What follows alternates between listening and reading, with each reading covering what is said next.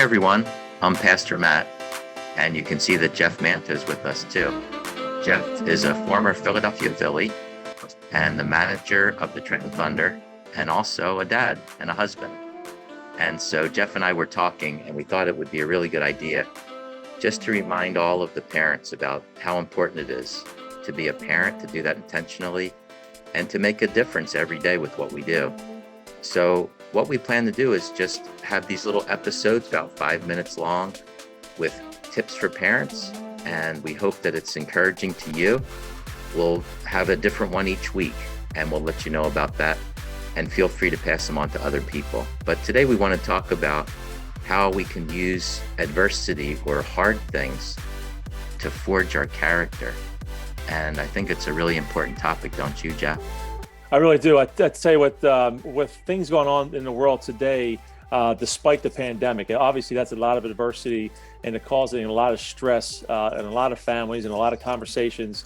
It definitely, I guess you can consider that adversity within itself. But despite the pandemic, I think there's a lot of hardships going on right now. A lot of people seem to be mad. A lot of people seem to be misled. I think a lot of people don't have their eyes on the cross. And I think it leads to people searching for answers. And I think sometimes we add to our own adversity. It's almost like you have a bad moment, then you just keep on adding stuff to it, like Velcro. You keep adding and adding when you don't have your eyes on a cross. And I think when you're dealing with adversity and you have a guidance, and when you're following that beacon, I think it lessens the adversity quite a bit. I really do. I've learned that through experience. This is nothing that I've read or written or contemplated. It's just something that over time, this is what I have learned, that when there was a tough time, I had the beacon of light. I had my eyes on the cross, and things they didn't get better quicker. They just seemed I was able to deal with it a lot better than most. Right. And I think our natural instinct is to avoid difficulty, maybe ignore it, try to get away from it. But like you said, we can't really escape it. But if we keep our eyes on the cross and where they should be, over time, you begin to see that it begins to have an effect on you, making you a stronger person.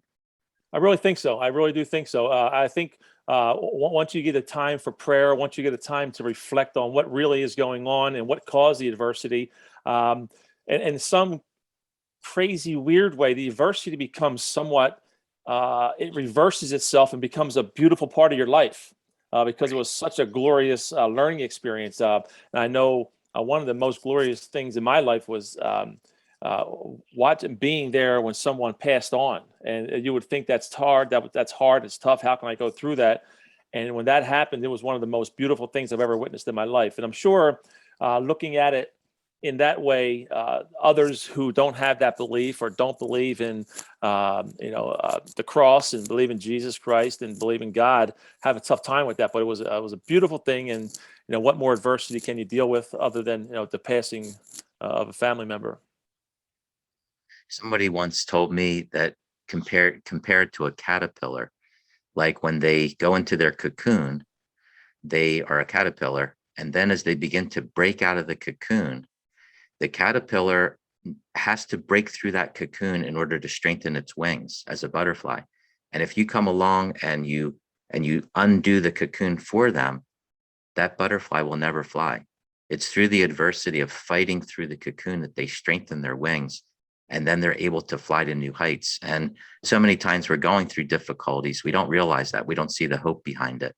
But like you said, boy, Jesus is such a great example that he endured the greatest adversity and hardship for us so that he could give us a new life and so that we could fly in a way. And I think it's good to keep that in mind because, boy, when you're going through it, it's probably the last thing we think of. Yeah. Yeah, you're absolutely correct. That's a beautiful example with the cocoon. I really like that. I want to take that from you. I'm going to use that. That's a good one. But yeah, sometimes we let it speed up on us. We let the adversity speed up on us, and we start to have this misplaced anger on everybody. Next thing you know, the whole family's upset for something that could have been so beautiful, like you described with the cocoon. We just wanted to remind all the parents, we know you're going through tough times right now, and don't give up. And your kids are going to be greatly impacted by how you respond to adversity. And they're going to watch your example and learn from you too. So we just want to encourage you, don't give up, keep moving forward and keep your eyes on the cross. Boy, that really helps so much, don't you think, Jeff? I really do. I really do. It eases a lot of pain. The pain's not going to go away because you have to, you have to experience it. That's part of the growth as a person, spiritually, physically, and mentally. And if you allow it to happen in its own course, it goes a lot smoother and it's a lot more beautiful. We all kind of know it. Like when you look at the world's greatest athletes, you know they didn't get there by accident. They endured a lot to get there. And all of us have people we respect greatly. Almost always, those are people who have gone through great difficulty in their life and they've come out the other side a different person. So hang in there, everyone. And we just want to encourage you with these few words today.